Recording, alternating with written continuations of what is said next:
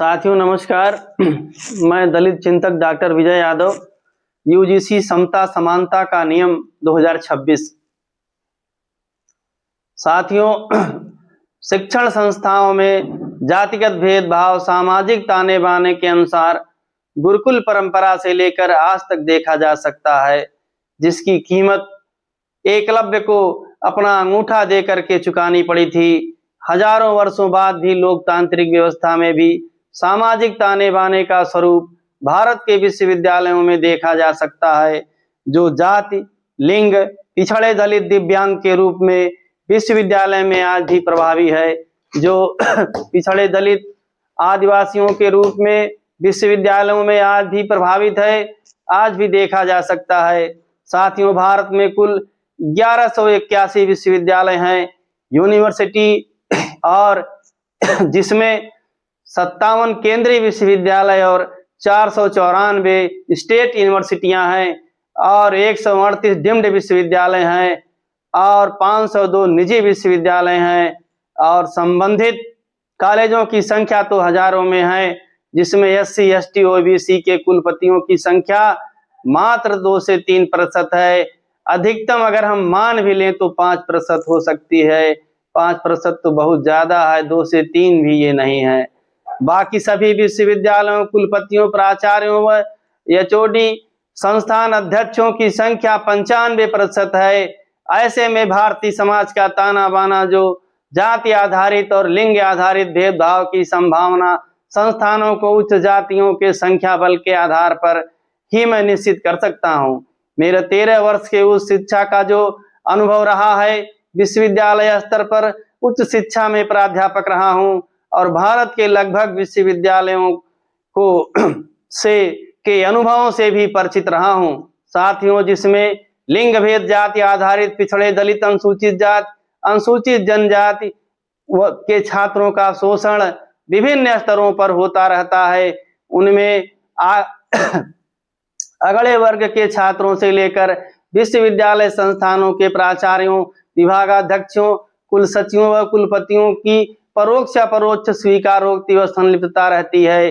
विभिन्न स्तरों से सवर्ण या उच्च जातियों के द्वारा इनका शोषण होता रहता है, जिसमें रोहित वेमुला, पायल तड़वी, दर्शन सोलंकी इसके ज्वलंत उदाहरण हैं। जिसमें रोहित वेमुला हैदराबाद विश्वविद्यालय में PhD का शोध छात्र था, जिसमें RSS से जुड़े छात्रों द्वारा प्रताड़ित किया गया और द्रोणाचार्यों द्वारा उसे कैंपस परिसर में आने पर भी उसे रोक लगा दी गई और उसकी थेसिस अवार्ड न होने के कारण की दशा में रोहित वेमुला आत्महत्या कर लेता है और वह एक दलित छात्र था। ऐसे हजारों दलित छात्र हैं जो कि जिनका शोषण निरंतर होता रहता है।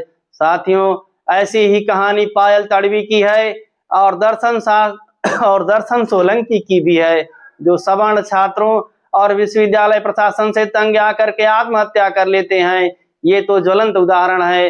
बाकी विश्वविद्यालयों में शोषण की पराकाष्ठा है, जिसके शिकार हमारे SC, ST, OBC अल्पसंख्यक लाखों छात्र संघर्ष करते रहते हैं, शिकार होते रहते हैं। ज्यादा समस्या उन दलित छात्रों की होती है जिनकी पहली पीढ़ी विश्वविद्यालयों में जाती है। साथियों, ये सामाजिक शोषण विश्वविद्यालयों से होकर निरंतर गुजर रहा है। साथियों, संसद में कानून सरकार बनाती है, जिसका मुखिया प्रधानमंत्री होता है। माननीय प्रधानमंत्री जी, समता कानून बनाने के पीछे आपकी साजिश की बू आ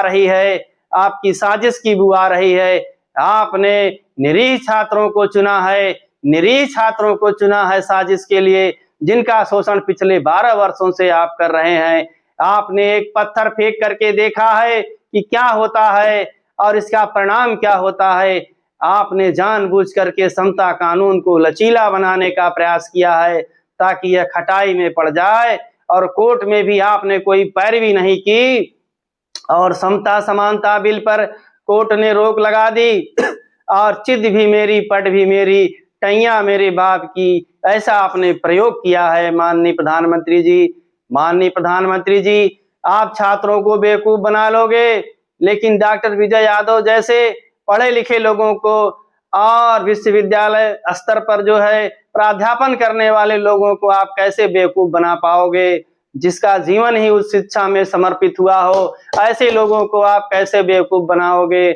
माननीय प्रधानमंत्री जी, आप निरंतर इस प्रकार का प्रयोग करते रहते हैं जिसमें आपको वोट रूपी संजीवनी प्राप्त होती रहे, इसलिए निरंतर आप एक ऐसा प्रयास करते रहते हो। क्योंकि विश्वविद्यालयों का असली मुद्दा, मैं तो कहता हूं कि SC ST OBC के छात्र नहीं है, छात्रों पर आपने सिर्फ प्रयोग किया है, लेकिन असली मुद्दा जो है वह असली मुद्दा क्या है? वह इन विश्वविद्यालयों में SC ST OBC अल्पसंख्यक वर्ग के प्रोफेसरों की नियुक्ति है। आप SC ST OBC के प्रोफेसरों को नियुक्ति नहीं दे सकते हो, क्योंकि आप देश को आप नॉमिनेट प्रधानमंत्री हो, और तो और देश आजाद होने से लेकर के अब तक विश्वविद्यालय में इनका प्रतिनिधित्व ही नहीं है SC ST OBC का। भारत के सभी किसी भी विश्वविद्यालयों में, उनके संगठक कॉलेजों में SC ST OBC अल्पसंख्यक प्रोफेसर मात्र 2 से 5% हैं। शेष सभी विश्वविद्यालयों में सवर्णों का कब्जा है। माननीय मोदी जी, यह मुद्दा ही OBC ST SC छात्रों का नहीं बल्कि प्रोफेसरों का है। आपसे मैं सवाल करता हूं कि मोदी जी, आप SC ST OBC छात्रों को प्रताड़ित कर रहे हैं, उन्हें परेशान कर रहे हैं। माननीय मोदी जी, आप OBC माँ के बेटे हैं, तो बताइए इन 12 सालों में कितने SC ST OBC प्रोफेसरों की नियुक्ति आपने की है? SC ST OBC का हक क्यों मारा है आपने? मुझे पूर्ण विश्वास है कि आप एक नॉमिनेट OBC हो, आप एक नॉमिनेट OBC हो, जिसे देसी भाषा में रखैल कहा जाता है, जिसे देसी भाषा में रखैल कहा जाता है। आप RSS द्वारा नॉमिनेट प्रधानमंत्री हो और एक स्टैम्प पैड हो। आप RSS की कठपुतली हो, आप RSS की कठपुतली हो। साथियों, हमारे SC ST OBC के छात्र तुम्हारे होने वाले अत्याचारों को अवश्य ही सह लेंगे। मेरे SC ST OBC के छात्र नौजवानों को, यदि आपको असली इनकी चिंता है तो सभी विश्वविद्यालयों में, संगठक महाविद्यालयों में SC ST के OBC के खाली पड़े 85% पदों को क्यों नहीं भर देते हो? उन्हें नियुक्तियां क्यों नहीं दे देते हो? तभी मैं समझूंगा कि तुम्हारा 56 इंच का सीना है, वरना उसको मैं यह समझूंगा SC ST OBC के लोग, और मैं भी यही समझूंगा कि आपका ये सीना 38 नंबर वाली छाती है, 38 नंबर वाली छाती है। और साथियों, 38 नंबर तो समझते ही हो, समझ लेना आगे इसमें क्या कहना है। फिलहाल मैं तो 38 नंबर वाली ही इनकी छाती समझता हूँ। साथियों, SC ST OBC छात्रों पर मोदी द्वारा यह किया गया प्रयोग है। मेरे प्यारे साथियों, SC ST OBC के छात्रों, नौजवानों, वास्तव में बीजेपी का असली मुद्दा UGC के 2012 और 2026 के नियम नहीं है। बीजेपी RSS का असली मुद्दा SC ST OBC के दलित रूपी वोट संजीवनी की है, जो अगले वर्ष आने वाले उत्तर प्रदेश सहित विभिन्न राज्यों के चुनाव हैं, जिनके सहारे ये अपनी सरकार की हार को जीत में बदलना चाहते हैं और संविधान को खत्म करने की पुरजोर साजिश है इनकी। ये संविधान को खत्म कर मनुस्मृति लागू करना चाहते हैं।